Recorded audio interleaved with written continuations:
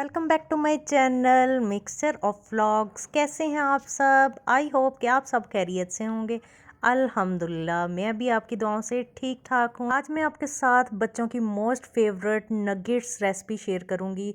बनाना इंतहाई आसान है, आप इसको बनाकर फ्रीज़ कर सकते हैं। लंच बॉक्स की तो टेंशन ही ख़त्म हो जाएगी और शाम की चाय के साथ या जब भी अचानक से मेहमान आ जाएं, आप जल्दी से इसको फ्रीज़र में से निकाल लें और एकदम से इनको गर्मा गर्म पेश करें, फ्राई करें और मिनटों में झटपट आपकी स्नैक्स बनकर तैयार हो जाते हैं।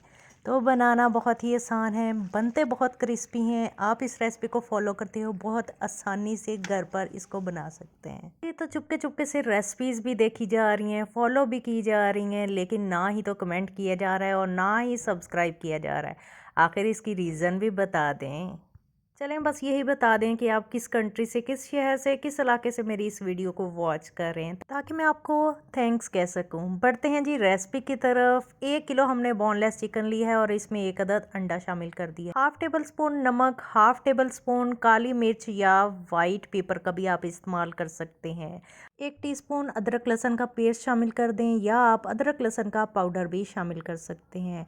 2 टेबलस्पून इसमें सोया सॉस जाएगा। हाफ टी स्पून इसमें ऑरिगेनो लीव्स डाल देंगे और साथ ही 1 टेबलस्पून इसमें सिरका जाएगा और 2 स्लाइसेस हमने ब्रेड के बिल्कुल बारीक छोटे छोटे काट कर हाथ की मदद से ही हमने इसमें शामिल कर देने हैं और इन सबको अब हमने चॉपर में शामिल कर देना है। इसको हमने चॉप करना है, बिल्कुल स्मूथ साइज़ का कीमा जो है वो बनकर तैयार हो जाए।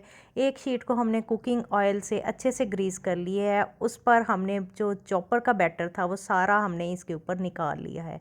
इसको अच्छे तरीके से सेट कर लेंगे, इसको फ्लैट कर लें। 1 इंच के यानी कि इसकी मोटाई होनी चाहिए।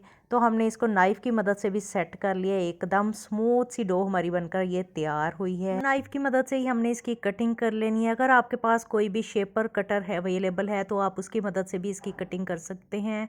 तो मैंने नाइफ़ की मदद से ही इसकी कटिंग कर ली और साथ ही मैं इसको शेप दे रही हूँ। आप किसी भी तरह की इसको शेप दे सकते हैं। तो मैंने इस तरह से इसको फ्लैट करते हुए नगेट्स की शेप दे ली है। इस तरीके से आपने सब नगेट्स को ऐसे ही शेप दे लेनी है। इससे बहुत आसानी हो जाती है, कटिंग कर लें तो एक ही साइज़ में तकरीबन आपकी शेप से बनकर तैयार होती हैं। कुछ मैंने इस तरीके से दरमियान से प्रेस करते हुए बो की शेप बना ली थी।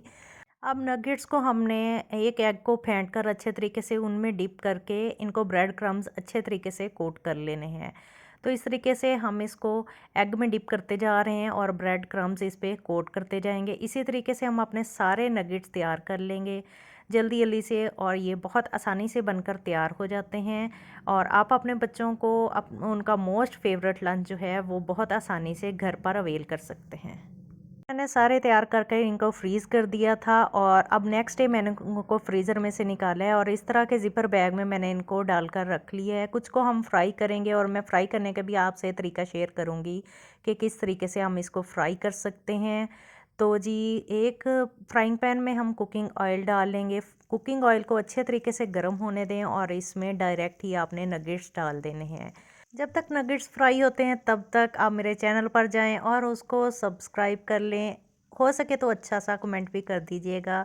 हमारी एफ़र्ट्स को थोड़ा सा अप्रिशिएट ज़रूर किया करें ताकि हम आपके लिए बहुत अच्छी वीडियोस लेकर आएँ।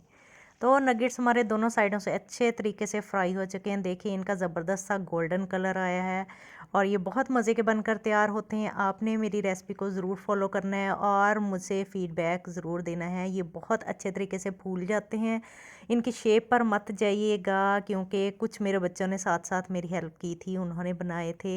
मैंने भी कहा चलो ठीक है, शौक़ है इनको बनाते जाएं। आप इसको किसी भी शेपर की मदद से भी बना सकते हैं। रेसिपी अच्छी लगे तो लाइक और शेयर कीजिएगा। मिलते हैं नेक्स्ट रेसिपी में, तब तक अल्लाह हाफिज़।